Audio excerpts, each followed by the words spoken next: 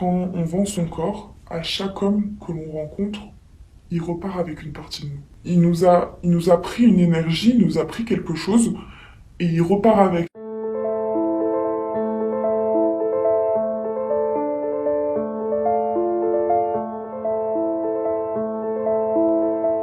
J'ai été harcelée pendant les premières années de mon collège. C'était sur ma façon de m'habiller, sur les vêtements que je pouvais porter, mais aussi sur mon poids, parce qu'à l'époque j'étais un peu ronde.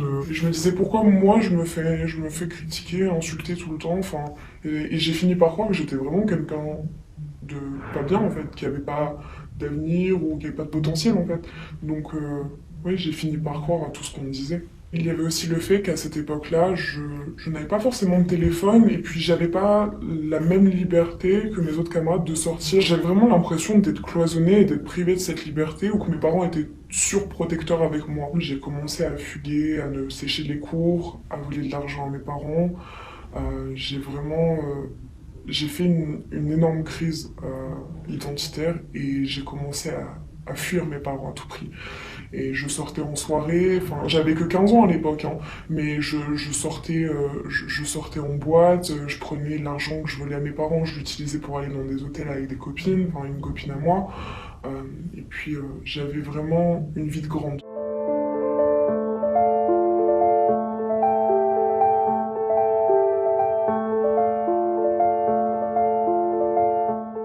Quand j'ai été viré, j'ai commencé à fumer du cannabis tous les jours. Je me fournissais à un mec qui habitait près de chez moi. J'ai envoyé un message à ce mec et je lui ai dit oui, je suis en fugue, j'ai besoin d'argent, est-ce que t'as pas un taf à me proposer? Je pensais qu'il allait me dire bah tu vas vendre de la drogue pour moi ou tu vas faire quelque chose comme ça et j'étais prête à le faire, ça me dérangeait pas. Sauf que il m'a dit la drogue c'est pas un milieu pour les femmes, à part tapiner, je vois pas ce que tu peux faire d'autre. J'y suis allé le lendemain, sauf que ce soir-là, bah j'ai dû coucher avec les deux, lui et son associé, qui étaient là. Et ça a été vraiment la première étape qui a fait que je suis rentré dans la prostitution.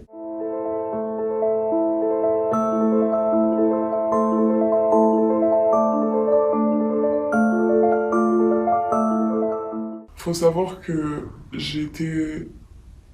Le jour de mes 15 ans, je suis parti en boîte et j'ai perdu ma virginité droguée. À ce moment-là, il y a quelque chose qui s'est cassé, mais qui s'est vraiment cassé en moi, c'est-à-dire que j'avais plus de respect pour mon corps. Je me sentais tellement sale qu'au final, le fait de me dire, mais de toute façon, qu'est-ce que ça change que je couche avec ces deux mecs-là Enfin, est-ce que je suis à ça près avec ce qui m'est arrivé de toute façon, je suis déjà sale en fait. Ça va rien changer.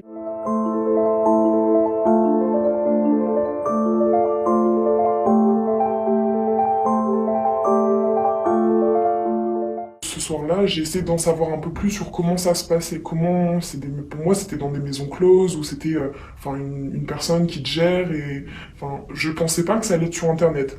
Et il m'a dit mais il y a des sites d'escorte, tu peux créer une annonce et t'inquiète tu vas faire des sauts avec nous sur Paris.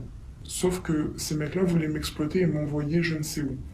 Quand je suis rentré chez ma copine, il devait être 8 heures du matin, j'ai créé une annonce sur un site qui ne demandait pas de vérification d'identité. Donc même en ayant 15 ans, j'ai pu en moins de quelques heures valider mon annonce.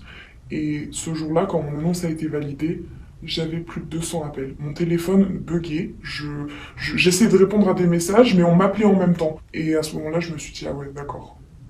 Je pensais pas que c'était aussi facile et j'ai commencé à me lancer là-dedans.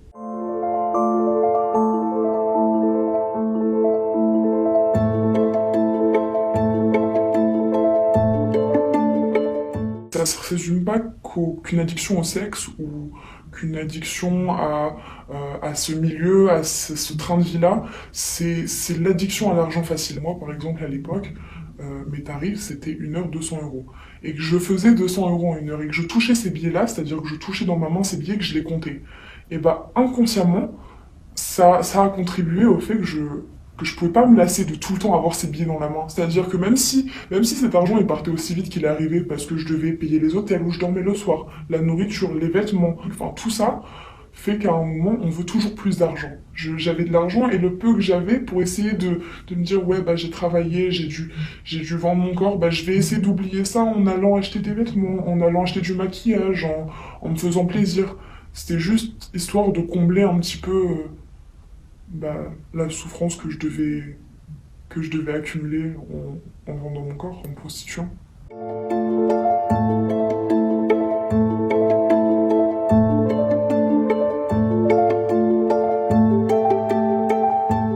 J'étais enfermé dans des hôtels en banlieue parisienne et tous les soirs, je prenais de la drogue, mais j'en prenais de plus en plus. Hein.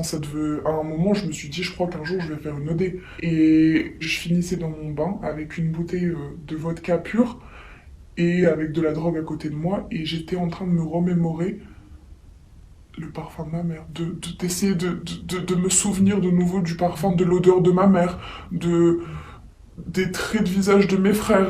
Et quand on est arrivé à un point comme ça où on se dit, bordel, je suis en train d'oublier où est ma place, je suis en train de tout oublier, et ben là on se dit, ouais, je crois que... Et quand on se reconnaît pas dans le miroir surtout.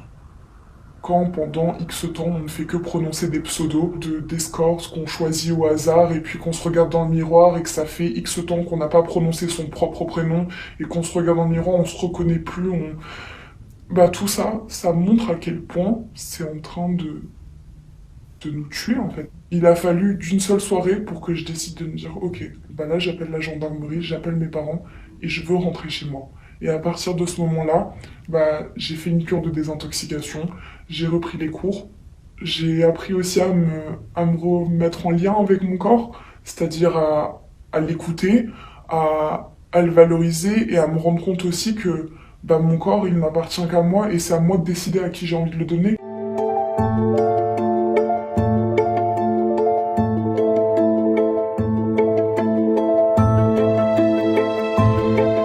Les réels problèmes, c'est quoi? C'est la pornographie et les réseaux sociaux, la technologie et le fait que ce soit aussi accessible pour une jeune génération. Honnêtement, j'ai consommé du porno très jeune. J'ai commencé à regarder, j'avais 12 ans, ouais, c'est ça à peu près. Je le regardais pour l'apprentissage. C'est totalement fou de dire ça parce qu'aujourd'hui, on sait que le porno, ça n'a rien à voir avec la réalité. Mais à l'époque, j'identifiais ça à la réalité. Surtout quand on est jeune et qu'on regarde ce contenu-là, parce qu'aujourd'hui, on va pas se mentir, mais les jeunes regardent de plus en plus tôt du porno et ont une vie sexuelle de plus en plus tôt. Euh, Quand on regarde tout ça et que derrière on a nos premières expériences sexuelles, et ben on va se baser sur quoi? Sur ce qu'on connaît, sur ce qu'on a vu. Donc sur le porno. Donc ça contribue à avoir un rapport au corps qui est moins, où on respecte moins, on donne moins de valeur à son corps. C'est-à-dire que notre corps, c'est devenu un produit. C'est ce qui nous permet, euh, c'est ce qu'on nous montre, c'est ce qui nous permet de faire de l'argent. Et c'est ce qu'on nous montre au quotidien, sur les réseaux, sur tout ça, et ça contribue. Quand on voit des filles sur Instagram qui sont super belles, qui ont un corps, on a l'impression que c'est limite impossible d'en avoir un comme ça, qui sont dans de super vêtements, super chers, avec de belles voitures, dans des villes incroyables. Bah, quand tu regardes ça, tu te dis, bah, moi aussi j'ai envie de lui ressembler. Les réseaux sociaux, pour moi, c'est le point le plus dangereux dans la manipulation psychologique, surtout envers les jeunes.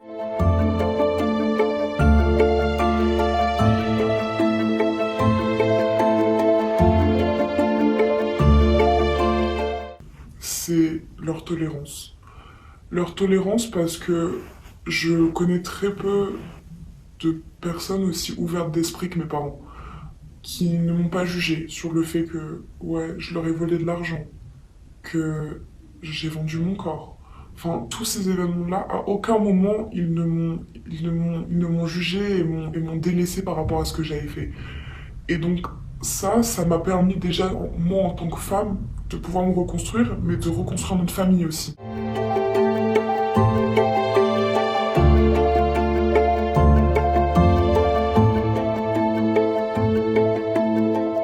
Ce n'est pas parce que tu as vendu ton corps que tu es résumé toute ta vie à être une pute. C'est pas, ou que tu mérites pas d'avoir la vie que tu veux, le métier que tu veux. Tu le mérites tout autant qu'une autre personne. C'est juste que tu as fait des erreurs. Ça arrive. Mais maintenant, est-ce que toi, en tant que femme, t'as envie de t'en sortir et de croire en cette vie que tu voulais tant. Moi, j'y croyais pas. Honnêtement, j'y croyais pas, hein. Je pensais que j'allais finir vraiment comme ça et que j'allais vendre mon corps toute ma vie jusqu'à faire des centaines de milliers d'euros. Mais non. Non, parce que au bout d'un moment, c'est soit je laissais ma vie pour de l'argent, soit je me reprenais en main. Et j'ai décidé de me battre.